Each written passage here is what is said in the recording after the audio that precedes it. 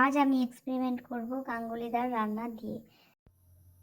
আমি আমার সবজি বাগান থেকে কচি কচি কিছু শিম তুলে নিই। দেখুন, এরকম কচি শিমের রান্না পেতে গেলে খেতে গেলে চলে আসতে হবে পল্লীগ্রাম কিচেন ব্লগ এক্সপেরিমেন্ট চ্যানেলে। তো দেখুন কতগুলো শিম পেয়েছি, আরও আছে কিন্তু এইটুকুই প্রয়োজন। এবার নিয়ে নিলাম আমার গাছ থেকে কিছু কাঁচা লঙ্কা।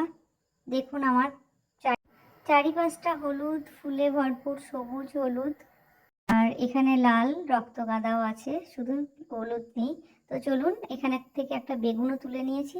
তো প্রথমে কড়াইয়ে কিছু ধনে, শুকনো লঙ্কা, কয়েকটা গোলমরিচ আর গোটা জিরে ভেজে নিয়ে, ওটা শুকনো খোলায় ভেজে নিয়ে আমি পিষে রেখেছি।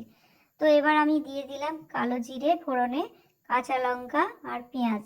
এটাকে একটু নাড়াচাড়া করে শিম আর আলুগুলো এরকমভাবে গাঙ্গুলিদার মতোই আমি কেটেছি। তো দেখুন, এটাকে একটু ভাজা করে নিয়ে হলুদ লঙ্কা গুঁড়ো আর লবণ দিয়ে আর একটু আদা রসুন পেস্ট দিয়ে আমি একটু কষিয়ে নিচ্ছি। এবার দিয়ে দিলাম একটু চিনি, এটা গাঙ্গুলিদা দেননি, আমি দিলাম কারণ আমি একটু মিষ্টি পছন্দ করি। তো পরিমাণ মতো এখানে পানি দিয়ে সিদ্ধ বসিয়ে দেব, আর তার আগে আমি গুঁড়ো মশলাটা দিয়ে দিলাম। দেখুন, একটু ঢাকা চাপা দিয়ে রান্না করছি। আলুটা সিদ্ধ হয়ে গিয়েছে, আমি গাঙ্গুলিদার মতো আলু কিছুটা তুলে নিয়ে গলিয়ে নিচ্ছি।